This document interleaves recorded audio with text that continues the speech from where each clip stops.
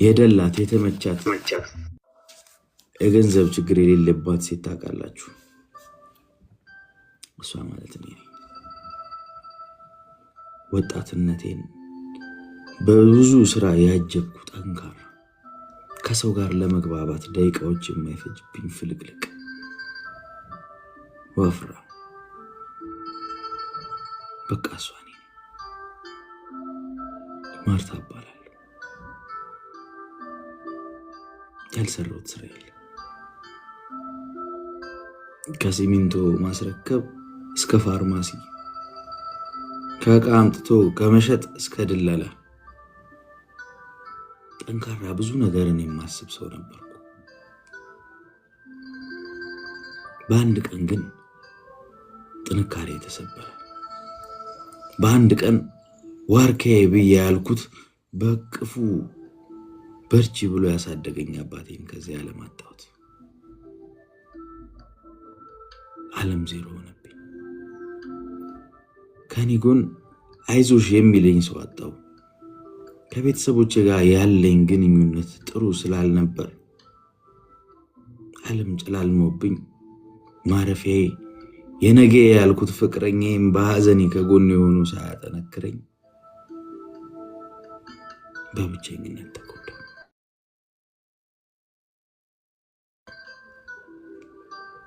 አንድ ቀንም አስቤው ማላውቀውን ውሳኔ ወሰንኩ። እንዴት እንደሆነ በማላውቀው ሁኔታ ውስጥ ራሴን ሱዳን አገኘሁት። ከማውቃቸው ሰዎች መራቅ ደስታን ቢሰጠኝም የአባቴ ናፍቆት ግን በሰው ሀገር በየዕለቱ እንባ በእንባ ሲያደርገኝ ከረመ። ሱዳን ለአንድ ወር ቆየሁ። ከአንድ ወር በኋላ ደላላው ለደላላ ሸጠኝ። ቀጣይ ጉዟችን ከሱዳን ግብጽ ነበር። በመኪና ለቀናቶች ተጓዝን። ሙቀቱ፣ በረሃው ከኔ ሰውነት መወፈር ጋር በጣም ከባድ ነበር፣ አስቸጋሪ። ከሁሉም ከባዱ ግን ምን እንደነበር ታውቃላችሁ?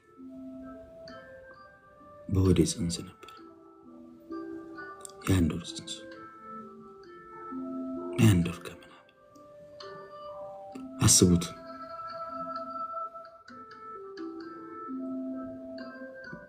ሶስት ወር ድረስ ጽንሱ እስኪረጋጋ ያለውን ጊዜ አስቡት።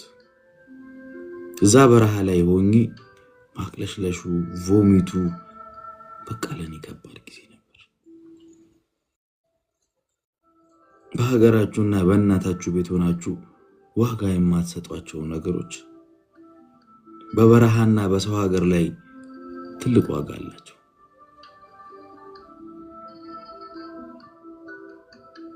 በቃ ሀገሬ ያለው እንደ ቀልድ ስደፋውና ሳፈሰው የነበረው ውሃ እዚህ በረሃ ላይ ግን ትልቅ ዋጋ አለው። ትልቅ ውሃ ካላችሁ ሀብታም ናችሁ። እንደላሎቹ ብዙ ውሃ እንዳንጠጣ ጋዝ ነገር ይጨምሩበት ነበር። በረሃው ለኔ ከባድ ነበር። በዛ ላይ ደግሞ እዛ አካባቢ የነበሩት ጊንጦች እንደዚህ ብዬ የምነግራችሁ አይደለም። በቃ ከተነደፋችሁ ሰውነታችሁ አባብጦ መሞት ነው። ሕክምና አታገኙ፣ የሚደርስላችሁ የለ፣ ስለ ነፍሳችሁ የሚጨነቅ አንድ ሰው የለ። በጣም ከባድ ነው። የራስን ሰው መንገድ ላይ ጥሎ እንደመሄድ ስሙ አስቀያሚ ነገር የለም። አንድ ሰው አቅሙን ጨርሶ ጉልበት አጥቶ ሲወድቅ እያየ ከማለፍ ውጭ ምንም አማራጭ የለም። አንደኛ ደላሎቹ ጊዜ አይሰጡም። ሁለተኛ ምንም ልታደርግለት አትችልም። እኔ በመንገዴ ላይ የከበደኝና ተስፋ ያስቆረጠኝ ነገር የነበረው አንዱ ይሄ ነበር። እስከ መቼ ነው የምንወድቀው? እኔስ መቼ ነው የምንወድቀው? ስወድቅ ማን ነው የሚያነሳኝ? ልጄን እንኳን ወልጄ ሳላቅፍ እያልኩ አነባ ነበር። በቃ ስለ ጉዞ አስከፊነት ብዙ ጊዜ ተወርቶ ሊሆን ይችላል፣ ግን ካላያችሁት ቦታው ላይ ካልሆናችሁ ቁስሉ አይገባችሁ። በሞትና በህይወት መካከል ነበርኩ። የነበርኩበት ቦታ ላይ ብዙ እህቶቼ ይደፈሩ ነበር። ብዙ እህቶቼ ብዙ በደል ይደርስባቸው ነበር። የኔን ነፍሰ ጡር መሆን ስላወቁ አንዳቸውም አልነኩኝም ነበር። ልጄ ወልጄው ሳያድግ ገና ካሁኑ ከለላ የሆነኝ መሰለኝ። አይ ጊዜ ዛተ እንደላቀቄ ስንቱን ነገር እንዳላደረኩ ብቻ ይሁን። ግብጽ ልዩ ስሙ አስዋን የሚባል ቦታ ገባን። የግብጽ ፖሊሶች ሹርጣ ይባላሉ። እነሱ እጅ ከወደቅሽ ቀጥታ ነው የሚተኩሱት። ለነፍስ ርህራሄ የሚባል ነገር አልፈጠረባቸው። ውስጤ ተስፋ እየቆረጠ መጣ። አንድ ቀን ደላላው ሲወጣ ተከትዬ ዩኤን ሪፊጂ ኤጀንሲ ለመመዝገብ ሄድኩ። ጠዋት ሄድኩኝ፣ እስከ ማታ ወረፋው ሳይደርሰኝ ተመለስኩ። ተስፋ ቆረጥኩ። ያንን ሁሉ ህዝብ ሳይ በቃ ማርታ ከዚህ ሀገር መውጣት አለብሽ ብዬ ከራሴ ጋር እየታገልኩ የሆነ ሰው ስለ ግብጽ ነገረኝ። ግብጽ ሆኜ ልጄን በወልድም ልጄን እንደማይሰጡኝ፣ እኔን ወደ ሀገሬ እንደሚመልሱኝ ነገረኝ። የዚህን ጊዜ የቆረጥኩትን ተስፋ በልጄ ሲመጡብኝ እንደገና አዲስ ተስፋ ሰነኩኝ። እዚህም አልወልድም ብዬ ጉዞዬን ለመቀጠል ወሰንኩ። ከግብጽ በአሌክሳንድሪያ ትወጣላችሁ ተብለን በሰዓቱ ቤልጅየም አካባቢ ቦምብ ፈንድቶ ስለነበር መርከቦች ወደዛ ይመጡም ተብለን ቀረ።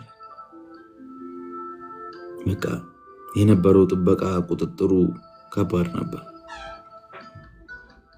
ያው ስደተኛ ስትሆኑ የደላላ መጫወቻ ነው የምትሆኑት። አንዱ ለአንዱ ይሸጣቸው። አሁንም ደግሞ ወደ ሌላ ደላላ ተሸጠ። በዚህ መሃል ግን መሃል በረሃ ውስጥ ደላላው ጥሎን ሄደ። ምን ማድረግ እንዳለብን አናውቅም። ብዙ ነን። ኤርትራውያን አሉ፣ ሶማሌዎች አሉ፣ ኢትዮጵያውያን አለን። ግብጽ ውስጥ ሌላ የሚያስጠላው ነገር ድንበር ላይ ደግሞ ከተያዛችሁ ለ7 ዓመት አስረው ከዛ በኋላ ነው ጥያቄ የሚጠይቋቸው። ከነበሩት ማህበረሰቦች ነጠል ብዬ የራሴን ውሳኔ ወሰንኩ። በእግር የሄድናቸውን መንገዶች እያለቀስኩ ተመለስኳቸው። አስፓልትና ታክሲ እስካገኝ ድረስ ረዘም ያለ ርቀት ተጓዝኩ።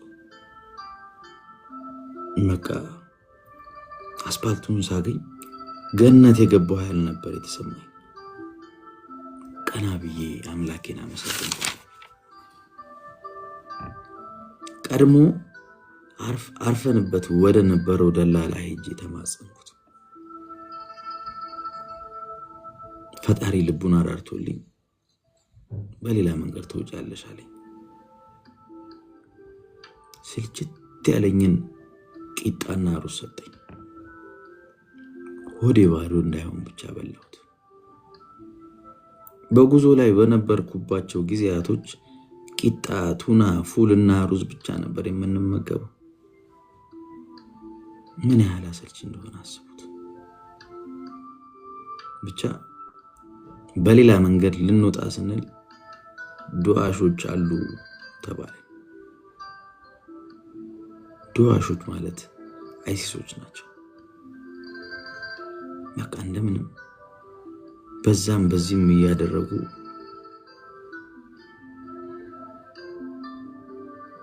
ወደ ሊቢያ ገባን። ወደ ሊቢያ ስንሄድ ትልቁ የቆሻሻ መኪና ውስጥ ስለነበርን ማንም አልጠረጠረንም ነበር። ታዲያ ሊቢያ ስንገባ አንድ ስቴፕ ጉዞ እንደጀመረ ተሰማኝ። እንደ ሕፃን ልጅ መቦረቅ አማረኝ። አሸዋው ላይ እየሮጥኩኝ የሊቢያ የድንበር ጠባቂዎች ወደ ላይ የሚተኩሱት ጥይት ጆሮዬን አሳመመኝ። አሸዋው ለመሮጥ ተመችቶኝ ነበር።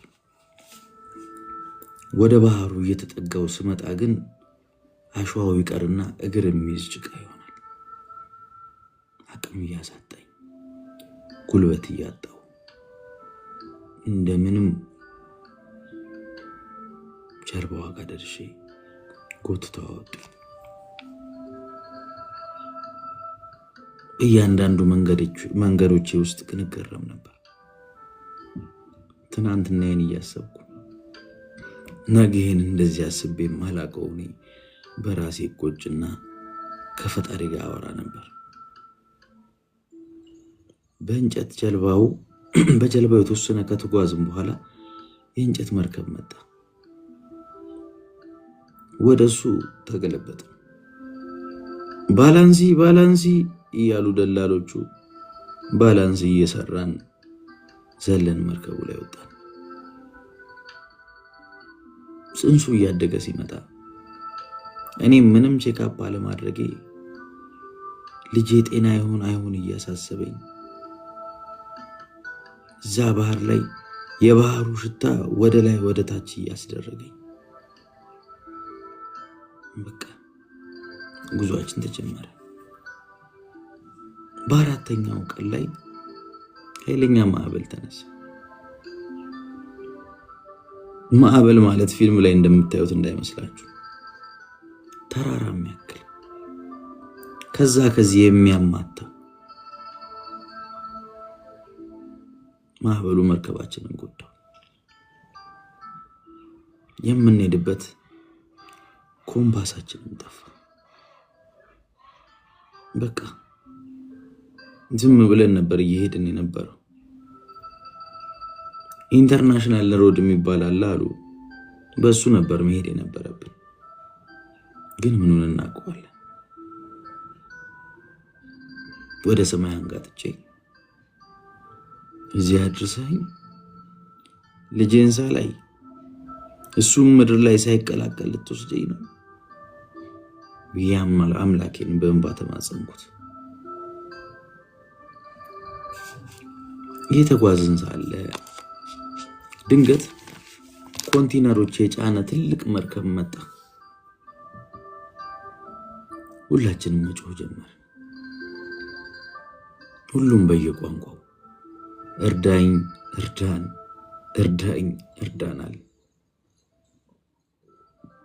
ድምፁን ሰምቶ መርከቡ ወደኛ ተጠጋ። በጣም ከተጠጋ የሱ ውሃ እኛን እንዳይገለብጠን ፈርቶ በሜንጦ ነገር ወርውሮ እኛን መርከብ ደገፏት። ሁላችንም ከልጆችና ከእናቶች ተጀምሮ በተራ ወደ መርከቡ ገባን። አንድ ኮንቴነር ከፍቶ አስገቡ። አሁንም ተመስገን አልኩ። ለምን ከትናንትናው ይሻላል የነበርኩበት። ብቻ በፈጣሪ ቸርነት እንደምንም ጣሊያን ናፖሊ ደረስን። ሁሉም ሰው ደስታውን ሲገልጽ የኔ ሐዘን ደግሞ ጀመረ። ጉጉቴ የነበረው ቦታ በመድረሴ ደስተኛ በሆንም የልጄ የጤና ሁኔታ ግን አሳስቦኝ ነበር። ታዲያ ናፖሊ ስንገባ ቀይ መስቀሎች መጥተው ያለንበትን ሁኔታ ቼክ ሲያደርጉ በጣም ደክሞኛል። ሬዚስታንስ የለኝም፣ ያዞረኛል። እያየኋቸው ብዥ ይልብኛል። በአምቡላንስ ወደ ሆስፒታል ወሰዱኝ። ምርመራ አድርገው ግሉኮስ ሰጥተው ሐኪሞቹ ኮንግራ እያሉ ወደ እኔ መጡ። የ4 ወር እርጉዝ ነሽ ብለው የልጄን ጤነኝነት አበሰሩ። የዚህን ጊዜ በተኛሁበት የደስታ እንባን አነባው። በድጋሚ ተመስገን አልኩኝ። ከሆስፒታል መልስ ናፖሊ ተራራው ላይ ሆቴል አስቀመጡ። የዚህን ጊዜ የሰው ልጅ ልዩነት በግልጽ አየሁት። እዛ ሲያስሩ ሲደፍሩ ያየ አይኔ እዚህ ደግሞ በሰብአዊነት ለሁላችንም ሽር ጉድ ሲሉ ሳይ በጣም ተገረምኩኝ። ጣሊያን ብዙ አበሻዎች አሉ። አዲስ እንደሆነን ያወቁ አበሾች ቆንጆ ቆንጆ ምክር ይለግሱን ነበር። አሻራ እንዳልሰጥና አሻራ በሰጥ እዛ ዝም ብለው እንደሚያቆዩ ነገሩኝ።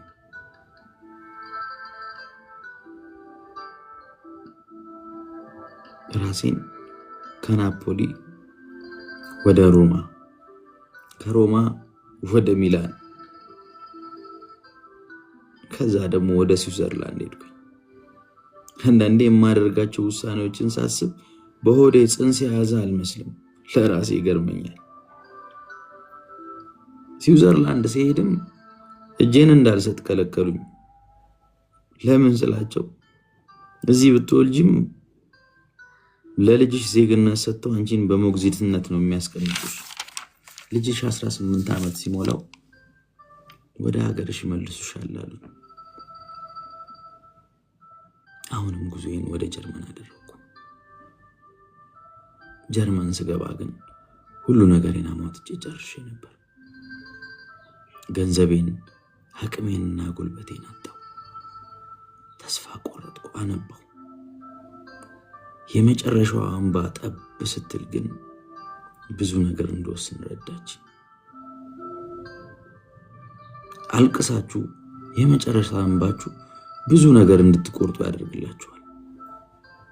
የዛን ጊዜ ጀርመን ለመኖርና እጄን ለመስጠት ወሰንኩ። እጄን ሰጠው። እጄን በሰጠው በ3ኛው ወር ተቀበሉኝ። ግን አሁንም የኔ ፈተና አላበቃም ነበር።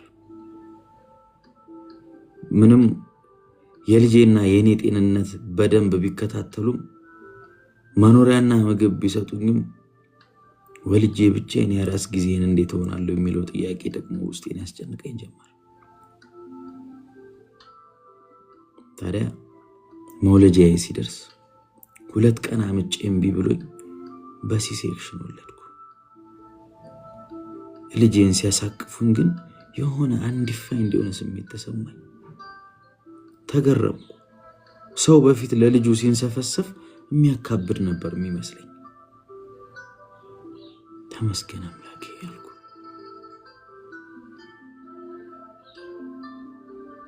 ከኔ ክፍል አጠገብ ላለችዋ ወላድ አበባ ይዘው ሲያልፉ አይቼ አምርር ያለቀስኩ። እንዲህ ነው በቃ የኔ ህይወት። አንዴ ማመስገን፣ አንዴ ማማረር። እህቴ ወልዳ ቤት ስትመጣ የነበረው ነገር በሙሉ ትዝ አለኝ። የእናቴና የጎረቤቶቿ እልልታ ሳይቀር ጆሮዬ ላይ ያቃጭት ጀመር። ከፋኝ። በሰው ሀገር ማንም አጠገባችሁ ሳይኖር መውለድ ምንኛ ከባድ እንደሆነ በሀገራችሁ የወለዳችሁ ሰዎች ታውቁታላችሁ። ሆስፒታል ለ1 ሳምንት ከተኛው በኋላ ወደ ቤቴ ተመለስኩ። ቤቴ ስገባ ቤቱ ለሳምንት በመዘጋቱ ጠረን ነበረው። አልጋዬ የሽርት ውሃ የፈሰሰው አንሶላ ራሱ አልተቀየረም ነበር። የዚህኔ ልጄን አስቀምጬ ወገቤን አስሬ እያመመኝ ቤቱን ማጽዳት ጀመርኩ። ለራሴ ከኔ ውጭ ማንም የለም። ልጄ 2 3 4 5 ብዙ ቀናት ሲሆኑ ቀን ቀን ተኝቶ ሌሊት አፍጥጦ ነበር የሚያድረው። የስደተኛ ካምፕ መኖሪያ ታውቁት የለም? ቁርስ፣ ምሳ፣ እራት ፕሮግራም አለው። ሌሊት ከሱ ጋር ቁጭ ብዬ እያደርኩ ጧት ቁርስ ያመልጠኝ ነበር። ጡቴ እንዳይደርቅ እንዳይራብብኝ ብዬ እስከ ምሳ ሰዓት ድረስ ሙቅ ውሃ ጠጣ ነበር። ይገርማል። ልጄ 2 ወር 3 ወር 4 ወር በብዙ መከራ ውስጥ ሆኜ 9 ወር ሲሞላው ለብቻ የምኖርበትን ቤት ሰጡኝ። ራሴ አብስዬ መብላት እችላለሁ። ራሴ እንደፈለኩ መሆን እችላለሁ። ራሴ ትናንትናዬን እያሰብኩኝ ይገረማል። የመጀመሪያዎቹን 3 ዓመታቶች ጀርመን ለኔ ከባድ ነበሩ። ግን ፈጣሪ from zero to hero ያደርጋል አይደል? አሁን ላይ ለራሴ ሂሮ ነኝ። የዛን ሁሉ ውጣ ውረድ አልፌ የተሻለ ቦታ። የኔ ጀግንነት የኔ ንግስትነት ምን ላይ እንደሆነ ታውቃላችሁ? ልጄ ላይ ነው። ዛሬ ልጄ 10 ዓመት ሞልቶታል። ዛሬ ልጄ ትምህርቱን በአግባቡ ይማራል። ዛሬ እኔም ቆንጆ ስራ እሰራለሁ። ግን በህይወታችሁ 2 አማራጮች ይሰጣችኋል። አንዳንዴ መጥፎና በጣም መጥፎ። ኢትዮጵያ ያለው ከነበርኩበት በጣም መጥፎ ነገር መጥፎ ነው ሲሚዬ ነበር ወደ ስደት ህይወት የገባሁት። ታዲያ ይህንን ሁሉ ታሪክ የሳጋራችሁ ለስደት ለመገፋፋት ሳይሆን በማንኛውም መንገድ ውስጥ ሆናችሁ ነገሮች ቢጨልሙባችሁ ነገ ብርሃን፣ ነገ የተሻለ ነገር እንዳለ እንድታስቡ ነው። ፈጣሪ ለምን እንዳጨናነቀ ባለን እናመስግን። ተስፋ እናድርግ፣ እንጣር። ነገ የተሻለ ይሆናል። ብቻ ተመስገን ትለናለች ባለ ታሪኳ።